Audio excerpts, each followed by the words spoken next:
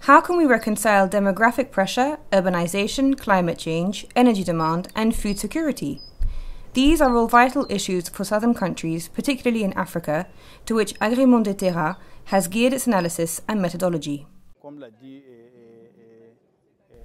As a famous French futurist, Michel Godet, whom I really like, said, "If the present day is rife with questions, it's because we failed to see it coming."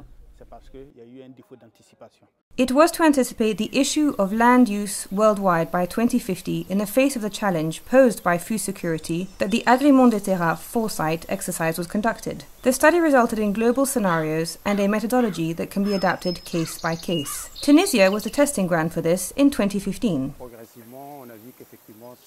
We gradually realized that this type of exercise is worthwhile for countries like Tunisia, which is currently debating its agricultural policy, development model, in short, its future. Je dirais l'avenir du pays. Je pense pour eux c'était une occasion de tester un peu effectivement l'aspect méthodologie, d'affiner certaines questions et pour nous de faire l'exercice de prospective parce que c'est pas souvent qu'on le fait sur la Tunisie.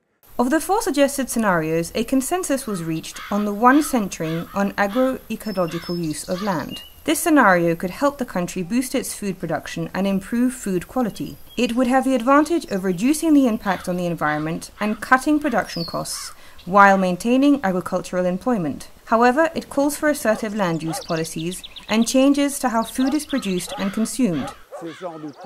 This type of tool allows us to ask questions, look at the prospect for change, and do some sort of medium and long-term perspective analysis. I think it frames the debate well. This is really the most important issue for us. Other countries have followed suit and shown an interest in the methodology, which serves to compare the different players' viewpoints. This was the case with Burkina Faso and Senegal, where agriculture plays a vital social and economic role, but is under pressure from urbanization and industrialization. We need to put these scenarios into perspective in terms of partnerships for some regions that are interested. In particular, we could move towards collaboration and partnerships to look more closely at some aspects and place them into context, because that's extremely important.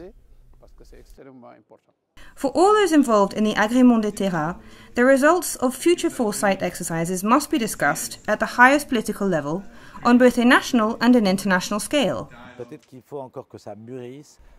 Maybe we need to let things mature a little before we start talking to decision makers.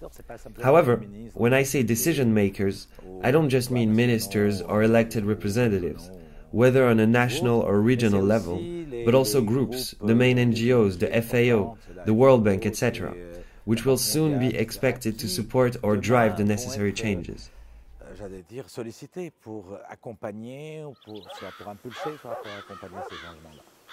In Tunisia, the discussions held with the support of Agrimonde-Terra are already starting to influence the agricultural research policies and strategies for the coming decades.